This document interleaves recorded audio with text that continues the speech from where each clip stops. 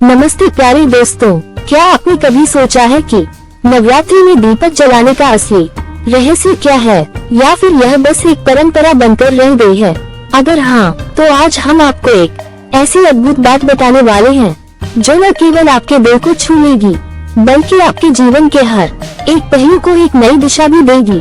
कैलाश पर्वत पर भगवान शिव और माँ पार्वती की अनसुना बातें।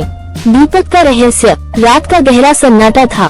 कैलाश पर्वत पर बर्फ की चादर फैली हुई थी और मंद बयार में हिमखंड जैसे स्फटिक झिलमिला रहे थे। शिव पार्वती के दिव्य धाम में नंदी और गण भक्ति भाव से खड़े थे, जबकि चंद्रमा की शीतल रोशनी शिव जी की जटाओं पर ऐसे पड़ रही थी मानो आकाश स्वयं पृथ्वी को अपनी शुभ्रता का आशीर्वाद दे रहा हो। तभी माँ पार्वती ने अपने दिल में उठ रहे सवालों को भगवान शिव के सामने रखा।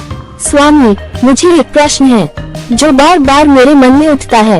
ये नवरात्रि में दीपक जलाने की परंपरा क्यों बनाई गई? क्या ये सिर्फ पूजा का एक विधान है या इसके पीछे कुछ और गूढ़ रहस्य छिपा है? भगवान शिव ने अपनी गहरी दृष्टि आकाश की ओर उठाई। कुछ पल के लिए वह चुप रहे, मानो वह संपूर्ण ब्रह्मांड से उस सवाल का उत्तर प्राप्त कर रहे हों। फिर उनकी वाणी गूंज उठी, देवी, दीपक केवल एक लौ नहीं है, यह आत्मा की ज्वाला का प्रतीक है। जब कोई नवरात्रि में दीप प्रज्वलित करता है तो वह सिर्फ अंधकार को मिटाने के लिए नहीं बल्कि अपने भीतर की नकारात्मकता को समाप्त करने के लिए करता है। माँ पार्वती की आंखों में आस्था की चमक आए और वह मुस्कुराए। तो क्या दीपक जलाने से केवल मानसिक शुद्धि होती है? शिव जी ने उत्तर दिया, नहीं, यह इससे भी अधिक गूढ़ है। जब कोई श्रद्धा से अखंड ज्योति जलाता है तो वह अपनी आत्मा को जागृत करता है, और जो दीपक दिन रात जलता है वह उसकी आंतरिक शक्ति को बढ़ाता है। लेकिन यहाँ एक और रहस्य है, ये बहुत महत्वपूर्ण है कि कौन सा दीपक जलाया जाए।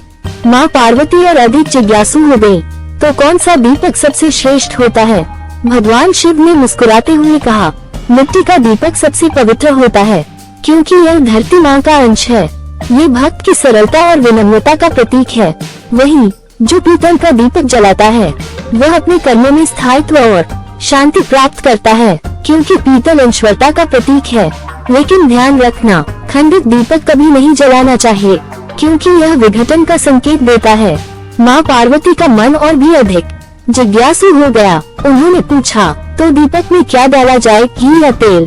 भगवान शिव ने अपने गंभीर स्वर में कहा, जो घी का दीपक जलाता है वह सात्विकता और दिव्यता को आमंत्रित करता है। घी का दीपक माँ दुर्गा के दाईं ओर रखना चाहिए, क्योंकि वह दिव्य ऊर्जा को आकर्षित करता है। वहीं जो तेल का दीपक जलाता है वह नकारात्मकता और अंधकार को नष्ट करता है, इसलिए उसे माँ दुर्गा के बाईं ओर रखना चाहिए। माँ पार्वती ने फिर पूछा, स्वामी, अगर दीपक जलाकर उसकी बाती बार बार बदली जाए तो क्या कोई दोष लगता है? भगवान शिव की आंखों में गहरी ध्यान की मुद्रा थी। वह बोले, दीपक की बाती को बार बार बदलना किसी के जीवन में अस्थिरता का कारण बनता है। जब एक दीपक जलता है तो उसे यथावत जलने देना चाहिए।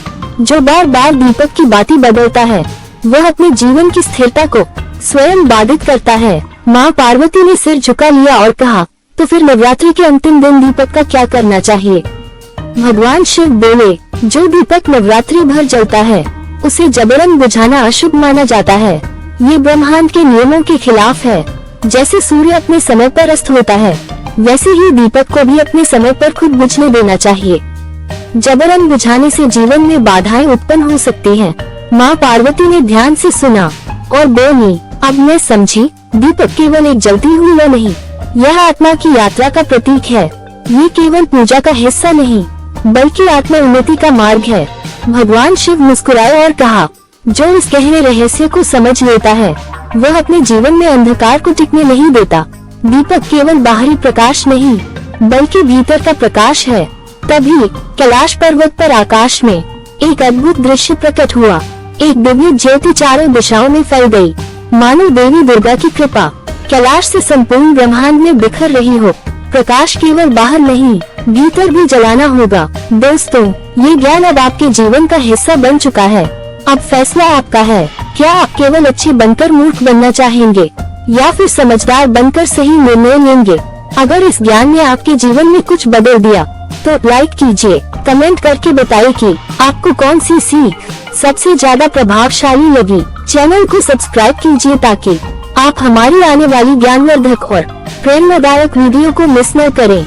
इस वीडियो को अपने दोस्तों और परिवार के साथ शेयर कीजिए ताकि वे भी इस दिव्य ज्ञान का लाभ उठा सकें। हर हर महादेव, जय भोलेनाथ। मिलते हैं अगली वीडियो में, तब तक के लिए खुश रहिए, स्वस्थ रहिए और अच्छे लोगों की संगति में रहिए। धन्यवाद।